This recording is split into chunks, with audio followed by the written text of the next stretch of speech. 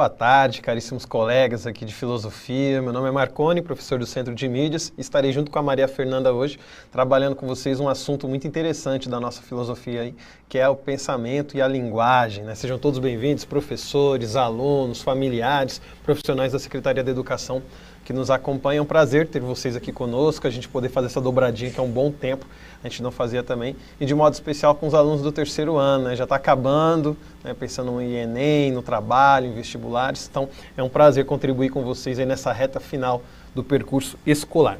Bem, gente, na nossa aula de hoje, nós vamos conversar sobre o tema pensamento e linguagem dentro da área da filosofia, e o nosso objetivo é relacionar pensamento, linguagem e língua. Então essa é a nossa habilidade de hoje. Relacionar pensamento, linguagem e língua. Se ficar qualquer dúvida, vocês podem colocar lá no chat que eu respondo para vocês, coloco a habilidade novamente. E isso está dentro de um conteúdo que é o homem como ser de natureza e de linguagem. E para nos ajudar a entender isso, eu passo a palavra aí para a nossa brilhantíssima Maria Fernanda Degan. Obrigada, Marconi. Muito obrigada pela acolhida sempre calorosa, sempre generosa. Terceiro ano do ensino médio, quero dizer que é um prazer poder estar com vocês de novo, com todos os estudantes, com todos os professores que nos acompanham também, todas as quintas-feiras, quando a gente fala de filosofia no Centro de Mídias. Como o professor Marconi já cantou a bola, então, para a gente, hoje a gente vai abordar um tema super interessante, pelo menos a mim me é muito caro, que é o tema da pensamento e linguagem, né? Em algum sentido, a gente vai falar sobre filosofia da linguagem. E aí, eu acho que alguns de vocês, estudantes, podem estar se perguntando o seguinte: nossa, professora, mas assim, dá para falar de linguagem dentro da área da filosofia? Quer dizer, como é que uma coisa se relaciona com a outra? Às vezes, quando a gente olha de uma forma um pouquinho menos detida, a gente pode pensar que são áreas absolutamente díspares, distintas e que não se conectam.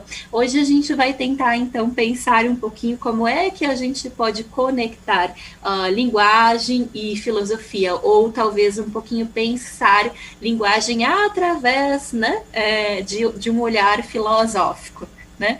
E aí, para a gente começar, então, eu gostaria de trazer uma primeira pergunta, uma provocação que eu trago para vocês aí na tela, e a pergunta diz assim: como você definiria a palavra linguagem? A gente vai colocar a perguntinha na tela para vocês, pensem, reflitam, 2 minutinhos, a gente já volta com o professor Marconi. Vamos lá?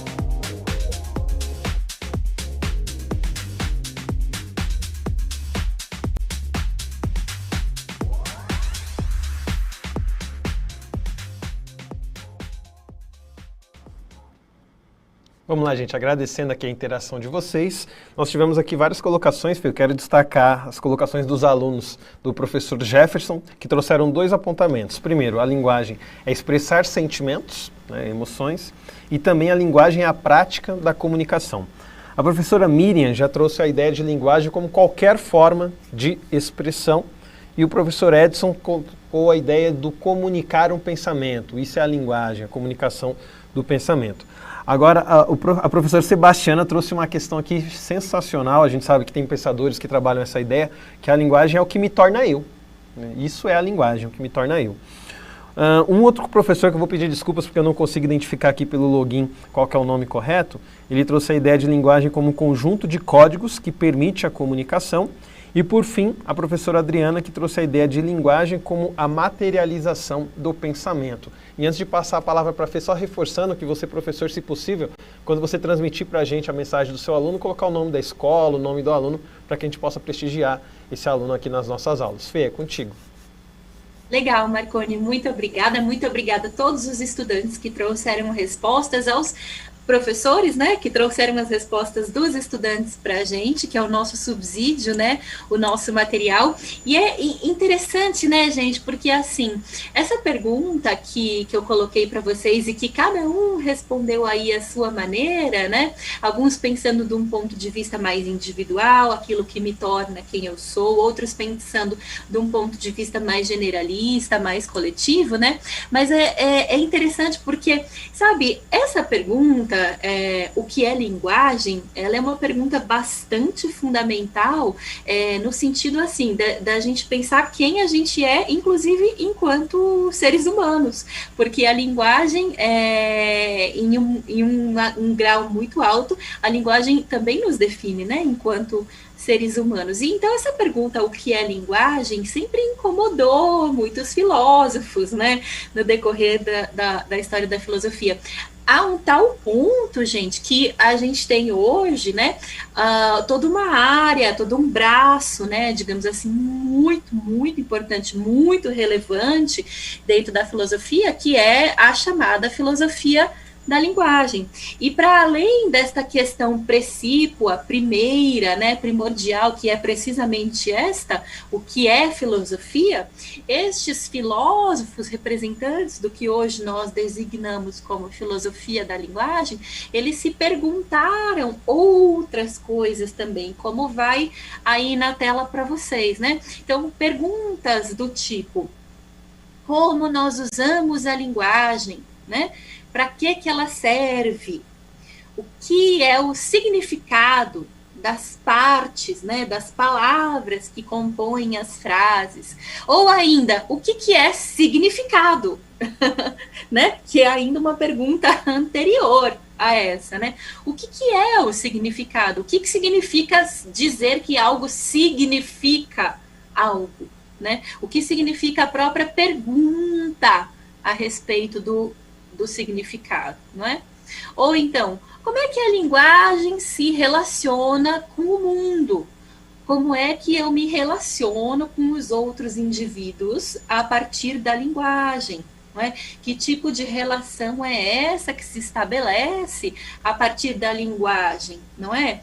Ou então, qual é o grau de imprecisão inerente às palavras? E aí, então, se perguntando mais num sentido de que, olha só, as palavras, elas guardam em si um certo grau de imprecisão. Isso quer dizer, será que sempre que eu emprego determinadas palavras, elas estão comunicando exatamente aquilo que eu queria comunicar? Ou será que as palavras, elas são sempre perpassadas, né, por este certo grau, este certo nível de imprecisão, não é? Todas essas, gente, são perguntas que moveram e que movem ainda filósofos que se debruçam ou que se debruçaram sobre o tema específico da filosofia da linguagem, que em algum sentido é o tema que a gente vai começar a palmilhar juntos, então, aqui no nosso encontro de hoje. Para a gente, então, iniciar definitivamente o nosso encontro, eu queria trazer para vocês uma ideia que foi colocada por um fisiólogo alemão. O nome dele era Emil de Bois-Reymond, né? Aí vocês vão dizer assim, mas professora, o que é isso, um fisiólogo? Não? Um fisiólogo, ele é aquele que atua com a área da fisiologia. A fisiologia, ela estuda o funcionamento dos seres vivos, um funcionamento assim, bem no nível biológico mesmo, pensando nos processos físicos, químicos, né, que ocorrem no nível de célula, no nível de tecido, de órgão, né? Então, isso que é a fisiologia. E o Emile de Bois-Reymond, ele era um fisiólogo, né? Então, ele se interessava muito por essas questões propriamente fisiológicas, biológicas, né? Mas, para além disso, e olha que interessante, né? Porque esse fisiólogo alemão, em 1872, ou seja, no finalzinho do século XIX, ele proferiu, né, uma palestra. E o nome dessa palestra era Sobre os Limites do Conhecimento da Natureza. Vai aí na tela para vocês. E nessa palestra sobre os limites do conhecimento da natureza, ele disse o seguinte: olha, pessoal, vou contar aqui para vocês, né? Dizia o Reymond, né? Vou contar aqui para vocês que eu, assim, com a minha experiência de vida até aqui, as fontes intelectuais em que eu pude beber até aqui, né? E também ancorado nas minhas próprias reflexões, nas minhas próprias vivências, eu acho que eu posso identificar 7 enigmas do mundo, disse o Reymond, né? E esses 7 enigmas do mundo, que ele diz assim, que são os enigmas que movem a humanidade, porque em algum sentido tocam a experiência humana de forma muito profunda, né? São os seguintes. Vamos ver juntos, vamos ver se vocês concordam aí com a enumeração dele.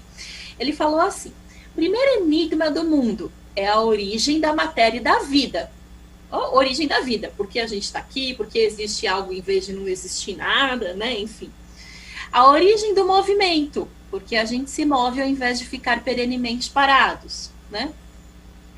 O surgimento da vida, a organização da natureza, o surgimento da sensibilidade, da consciência, o pensamento racional, de onde que vem essa coisa que a gente chama de racionalidade, a liberdade do querer humano. Mas olha que interessante que ele coloca aí, um dos enigmas, né, dos 7 enigmas que o Reymond encontra é a origem da linguagem. Então, gente, assim, pensar sobre linguagem, pensar sobre a sua origem, pensar sobre as suas características inerentes e que tipo de relações ela estabelece entre os indivíduos, né? Tudo isso, em alguma medida, sempre incomodou, sempre inquietou muito, né, as pessoas. A um tal ponto, né, que lá no final do século XIX, a gente tem um teórico, né, um fisiólogo, que identifica a origem da linguagem como, assim, um grande enigma do mundo, não é? Só para vocês terem uma ideia de como é antiga essa reflexão e essa discussão sobre a linguagem humana, a gente pode retroagir lá para a Grécia Antiga, né, no período da Antiguidade Clássica, antes de Cristo, quando Platão está produzindo os seus diálogos, né? E em um dos seus diálogos, né, no Crátilo, ele vai versar especificamente sobre a linguagem. Então, como que ele faz? Vocês sabem que a forma, né, pela qual o Platão se expressava, então, filosoficamente, era através da produção de diálogos. Esses diálogos contavam com 2 ou mais interlocutores, né? Indivíduos que iam conversando e trocando ideias.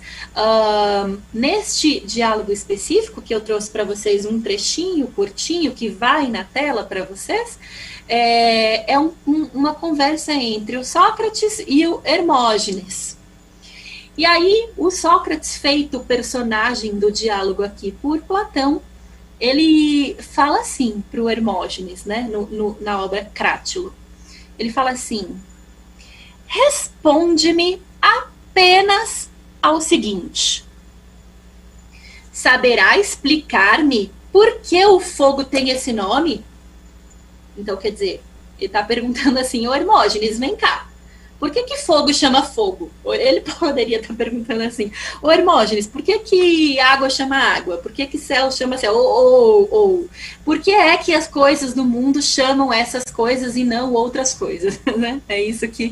Por que as coisas têm esse nome e não qualquer outro nome? No fundo, é essa a inquietação que está movendo o Sócrates, né? Quando ele enuncia essa pergunta para o Hermógenes. Daí, o Hermógenes, muito... provocado intimamente, o que ele responde? Ele diz: eu não sei, Sócrates, por Zeus, eu vou lá saber uma coisa dessas, né? Essa é a resposta que o Hermógenes dá pro Sócrates nesse momento do diálogo. Depois, juntos, eles vão fazendo um palmilhar aí, no sentido de tentar compreender um pouco melhor essa questão. Mas é importante a gente entender que olha só, há quanto tempo a humanidade se inquieta, se pergunta, né, se questiona a respeito dessa capacidade, dessa habilidade que a gente tem enquanto ser humano de se comunicar através da linguagem, não é? Quando a gente pensa em estudar linguagem, em pensar aprofundadamente sobre a linguagem humana, a gente pode ir por um caminho, por uma trilha que foi percorrida por um grande filósofo francês, lá no século XVIII, do qual vocês certamente já tiveram notícia, porque ele já esteve aqui presente em outras de nossas aulas, e eu me refiro ao Jean-Jacques Rousseau, né?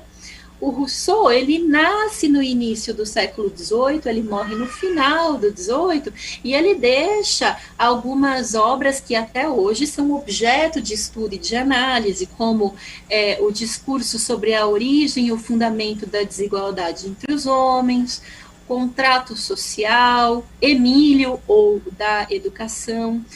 Mas hoje, especificamente, eu gostaria que nós nos ativéssemos nesta obra que vai destacada na tela para vocês, que é de 1759, portanto, metade do século XVIII, e que se chama Ensaio sobre a Origem das Línguas.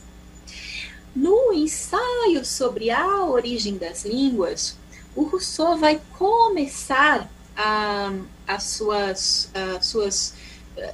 seus estudos, né, sobre a linguagem, dizendo que, bom, vamos partir aqui de um ponto, né, de um ponto de partida, diz o Rousseau, que é a consideração de que, bom, a linguagem é o que nos diferencia dos outros animais. E, portanto, começa o Rousseau lá no seu ensaio sobre a origem das línguas, a gente parte aqui da consideração, da premissa de que somos todos animais, mas que mediante o reino animal nós nos diferenciamos, nós seres humanos, nos diferenciamos enquanto a espécie que conseguiu conceber uma linguagem que, para além de ser expressão do nosso pensamento, ela também se ramificou, ela também se subdividiu em duas formas que o Rousseau chama de formas básicas, digamos assim, não é? E que estão aí na tela para vocês. Então ele diz assim, olha, a linguagem humana, ela se divide basicamente em duas formas. Quais são? Né, estas formas. A primeira, portanto, são o que o Rousseau designou aí sob o título de gestos. Ele inclui nesta categoria gestos, não só o nosso gestual do corpo humano, mas também as artes pictóricas, as artes representativas, né? Os símbolos que a humanidade criou e dos quais se utiliza cotidianamente, as gesticulações que fazemos com o nosso corpo, tudo isso o Rousseau subsumiu, né, sob a categoria gestos, para considerar então como uma primeira forma da linguagem humana.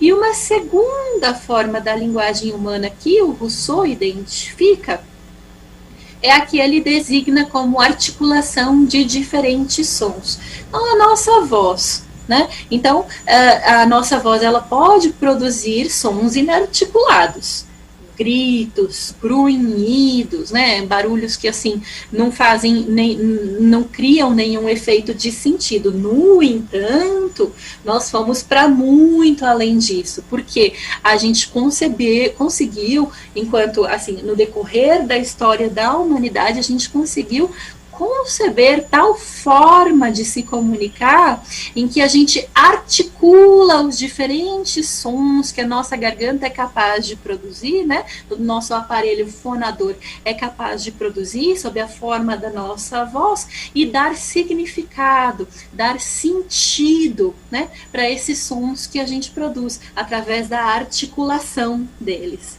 né?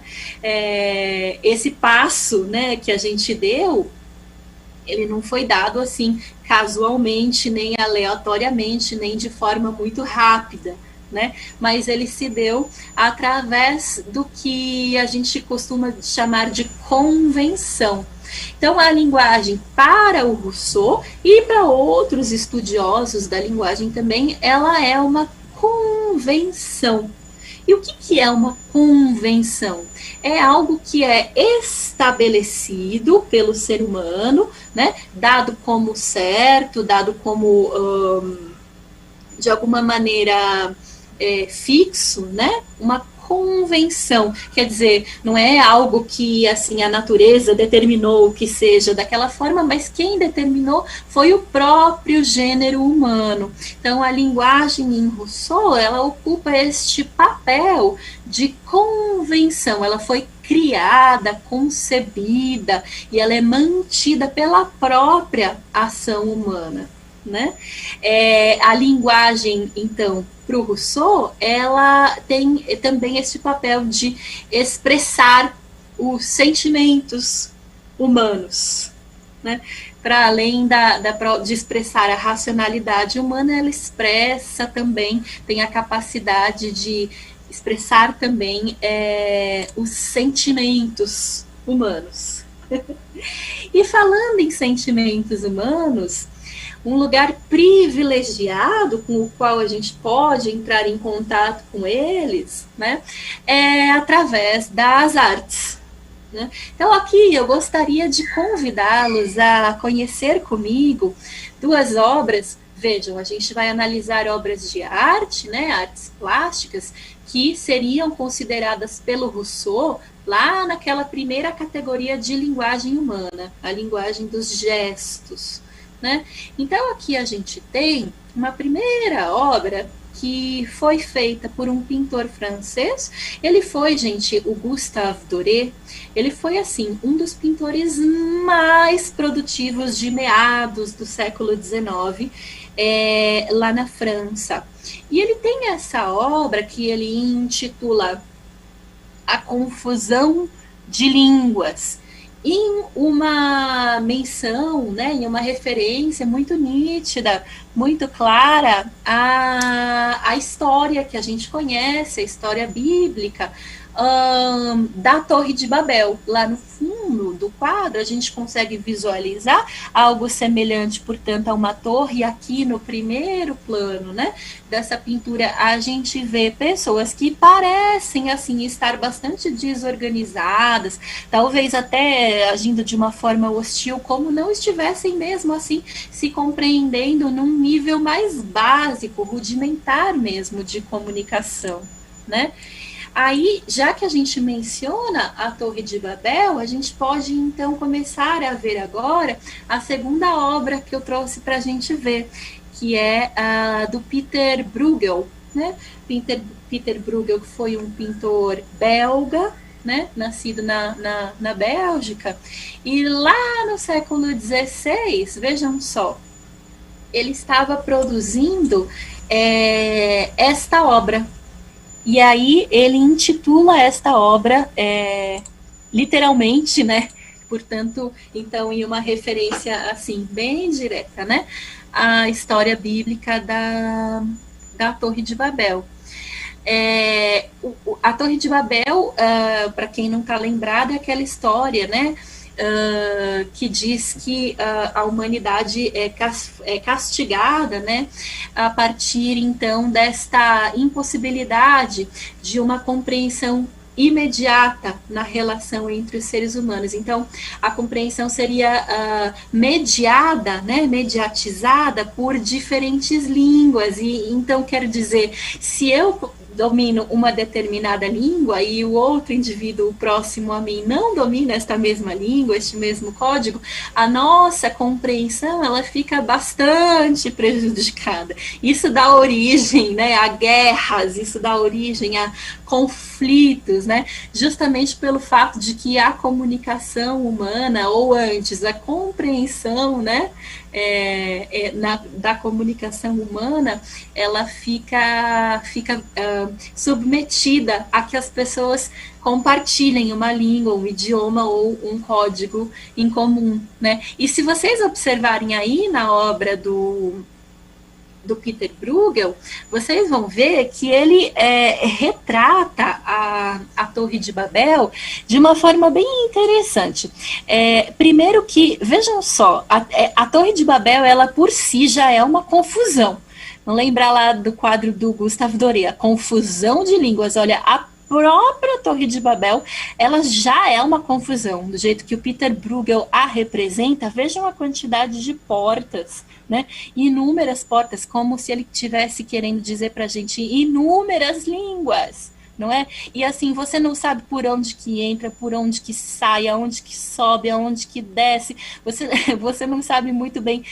É certamente um lugar em que, se estivéssemos, teríamos uma dificuldade imensa de nos localizar, tal qual nos sentiríamos, né, ao tentar nos comunicar com alguém com quem não compartilhássemos um mesmo código, uma mesma linguagem, uma mesma língua, ou antes, como queria o Rousseau, né, não compartilhássemos de uma mesma convenção, né? Aí lembrando então que para o Rousseau a linguagem, a língua humana, ela é uma construção humana, né?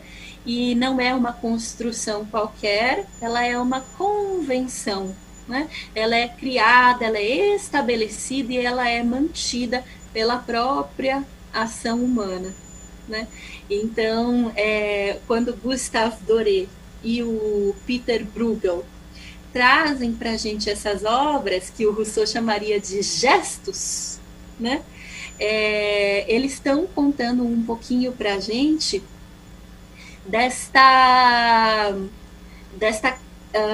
incapacidade, talvez, em algum sentido, né? Já que dispomos de diversas linguagens, né? Desta incapacidade de comunicação imediata, né, entre os seres humanos que não dominam, que não dispõem, né, de um mesmo código de linguagem. E aí, pessoal, eu queria ler com vocês um pequeno trecho que foi escrito pelo Arthur Schopenhauer na sua obra Sobre a Linguagem e as Palavras. Esse é um texto que forma parte, né, de um compêndio maior que se chama A Arte de Escrever. Bom, em A Arte de Escrever, Schopenhauer nos diz o seguinte: a palavra dos homens é o material mais duradouro. Se um poeta deu corpo à sua sensação passageira com as palavras mais apropriadas, aquela sensação vive através de séculos nessas palavras e é despertada novamente em cada leitor receptivo. Esse trecho do Schopenhauer, ele é interessante porque ele traz um montão de características para a gente pensar sobre a palavra, que é o elemento, né, um dos elementos, ou talvez, digamos, é arriscado, mas talvez o elemento-chave, né, da nossa linguagem. Então ele diz assim, a palavra, ela é um material com o qual nós operamos no nosso dia a dia, no nosso cotidiano. E ela é um material, diz o Schopenhauer, muito especial. Por que ele é tão especial? Porque ela é duradoura. Então, se um poeta sente um determinado sentimento que é passageiro, porque as sensações, né, são passageiras sempre, né? Mas se este poeta pega de sua pena e retrata, expressa esta sensação passageira com as palavras, esta sensação vai viver através dos séculos, morando, né, habitando estas palavras que o poeta trouxe para nós através da sua pena. E é mais do que isso. A palavra aqui, ela não serviu só como um receptáculo, ou como um receptor, ou como um recipiente do sentimento daquele poeta. Ela também tem um outro papel, que é o seguinte, se alguém pegar estas palavras que este poeta escreveu e lê-las, as palavras são capazes de despertar nesse leitor um sentimento bastante similar, né, bastante parecido ao que o poeta sentia quando ele resolveu expressar o seu sentimento através das palavras. Aqui, pessoal, o Schopenhauer utiliza da figura do poeta, né, para exemplificar, né, essa passagem do que mora dentro de nós para algo externo, que é o papel, na figura das palavras. Mas a gente poderia pensar em qualquer situação em que a gente expressa ou eterniza o que vai dentro da gente, as nossas ideias, os nossos sentimentos, fazendo uso desse material, que é muito especial, né, segundo Schopenhauer, porque é o material mais duradouro, a palavra. Né? Então, esse elemento-chave, né, da linguagem humana, um dos elementos chaves da linguagem humana, que em Rousseau é considerada uma convenção, né? Esse elemento-chave, essa palavra, ela tem essa característica apontada, né, indicada pelo Schopenhauer, é a característica da sua durabilidade. Né? Em que a gente consegue, então, durabilizar, fazer durar o nosso pensamento através da linguagem e da palavra. E aí, pessoal, para a gente começar, infelizmente, a irmos nos encaminhando para o final do nosso encontro de hoje, eu gostaria de trazer algumas sugestões. Para quem se interessa pelo tema que a gente veio conversando, né, o tema do pensamento e da linguagem, eu indico vivamente um livro escrito pelo Ray Bradbury. O livro se chama Fahrenheit 451. E não é à toa que o livro se chama Fahrenheit 451, porque segundo Ray Bradbury, 451 graus Fahrenheit é o número de graus necessários para queimar uma folha de papel. Então, o Ray Bradbury cria neste livro uma história em que há um estado policialesco, né, que faz grandes queimadas, fogueiras, piras alimentadas por páginas de livros, porque eles consideram que os livros e as palavras impressas são muito perigosas, né? Então, para a gente pensar um pouquinho aí no potencial, né, das palavras impressas e das palavras faladas, né? Pensar no potencial da linguagem humana, como trazida aí pelo Ray Bradbury. Ainda seguindo com as sugestões, eu trago também a sugestão de um outro livro, dessa vez do Charles Bukowski. O livro se chama Factotum e traz os momentos da vida, né, de um indivíduo que deseja grandemente se tornar um escritor. Eu trouxe também o filme A Chegada, talvez alguns de vocês já tenham entrado em contato com esse filme. Ele também trata muito competentemente o tema da linguagem, um documentário sobre a língua portuguesa, né, dirigido pelo Vitor Lopes, documentário de 2004, Língua, Vidas em Português. E eu trouxe também, pessoal, para quem se interessa por linguagem, mais especificamente pela questão dos idiomas, eu trouxe o site da Liga Brasileira de Esperanto. E aqui fica como uma provocação para vocês tentarem descobrir o que é essa coisa chamada Esperanto, né? E por que ela surgiu, com qual intuito ela foi criada. Será que o Esperanto tem alguma coisa a ver com aquele eterno sonho humano de conseguir se comunicar sem as amarras do idioma? Pesquisem aí, pessoal. É um debate que vale super a pena. E eu quero agradecer grandemente a todos vocês pela generosidade de terem compartilhado o tempo de vocês comigo, com o professor Marconi. Quero convidá-los a participar agora no chat. Vou colocar na tela algumas rubricas que contam um pouquinho a respeito do aproveitamento e da aprendizagem de vocês nesta aula. Eu gostaria que vocês colocassem no chat, fazendo uma análise individual, a letra A, se você compreendeu os conceitos que foram apresentados nesta aula. A letra B, se você compreendeu a maioria dos conceitos e dos conteúdos, mas ficou com dúvidas em alguns. E letra C, se você considera que compreendeu pouco os conceitos e conteúdos da aula e que isto dificultou, então, o seu entendimento desta nossa aula. Gostaria que vocês participassem, então, colocando essas rubricas no chat. E me despeço de vocês com muito prazer, com muita honra. Passo a palavra para você, Marconi. Um beijo. Obrigado, Fê, por essa aula maravilhosa. Olha, tá chovendo A aqui no chat. Até agora apareceu um B, mas muitos A's. Então, parabéns tanto aos nossos alunos, né? Afinal de contas, esse sinal de que vocês conseguiram compreender o que a professora trouxe, mas também a Fê pela excelente explanação.